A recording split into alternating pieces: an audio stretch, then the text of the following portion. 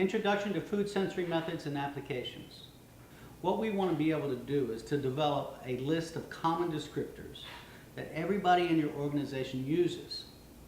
So when you start to describe something, everyone else in the organization knows exactly what you're talking about. It makes it much easier to optimize your product. It makes it easier to talk to suppliers and tell them what to do. It also makes it easier to understand what the consumer is asking for. So let's talk about it. When we first look at a product, the first thing we do is we see it. So that's appearance. So what does the product look like? So here I have common tomato paste. Our first tendency is to want to describe the tomato paste as tomato paste. But what we want to do is to get you out of the habit of naming the product and describing it. So if you were to describe the appearance of this, you would say, well, it's kind of thick, has a deep red color. That's not saying what it is, but it's thick with a deep red color. Maybe a little grainy.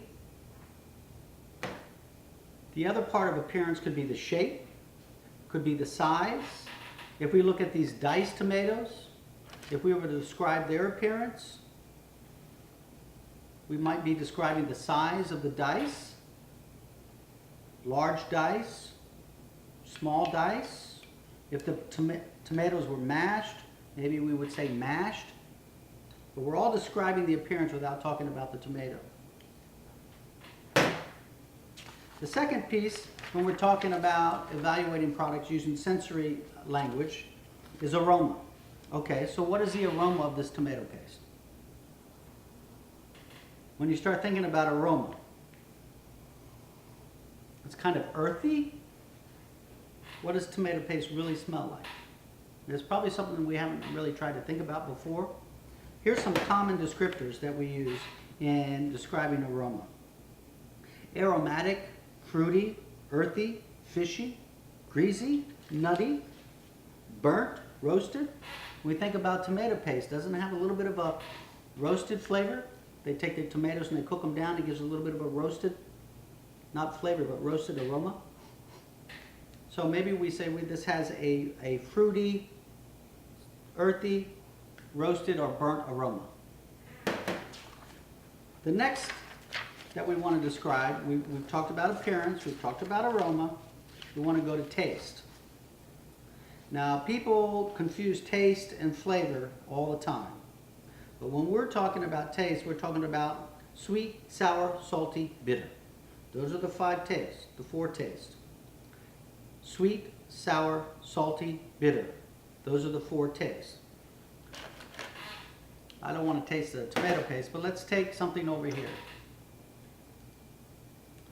I have some simple salad dressing. If we were going to describe the appearance, it would be translucent, maybe slightly watery. It has the little spices in there, so maybe we would say with small diced particulates. The aroma, vinegary is an aroma. Can we say that? Yeah, we can say that. The key is that we all develop the same language.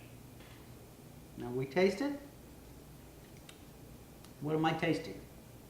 Well, the first inclination would be to say salad dressing, Italian salad dressing. No, that's not what we want to say. I taste vinegary, acidic. I taste garlicky, salty. So basically I've got salty, I've got very sour, garlicky. What is garlic and pepper? It's slightly bitter, right? So sour, salty, slightly bitter. The next we want to go to is the mouthfeel or the texture. So if I were to describe the texture of this salad dressing, watery, right? There's a very low-fat salad dressing, so it doesn't have a lot of oil in it. If I were to describe the texture of this salad dressing, this is a Caesar dressing, I put that on. The texture is very different, right? Because it's a creamy dressing. So it's slightly oily, slightly greasy, slick,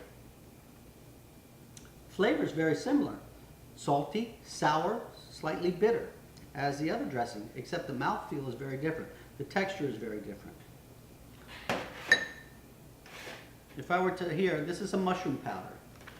If I were to describe the appearance of this, well, color is an appearance. So I could say brown, powdery. The aroma, oh, it's very earthy, musty. If I were to taste it, sometimes you'll find that a descriptor is used to describe taste and aroma as well. Let's take that back again. If I were to taste it, slightly bitter. So you might even say moldy. You know, this is a strong mushroom flavor here. The mouthfeel, chalky. What we want to do is we want to describe all of our food products in this way. We want to talk with appearance, aroma, texture or mouthfeel, and taste. The taste being the sweet, sour, salty, bitter. And as an organization, what we do is we train you to develop your own language. And we train you that everyone understands that when somebody says salty, sour, earthy, everyone else understands it completely and they're in a complete agreement. And that way we can optimize our products faster. So our sensory class will take an in-depth exploration with your team to teach you how to develop a common language around the sensory descriptors.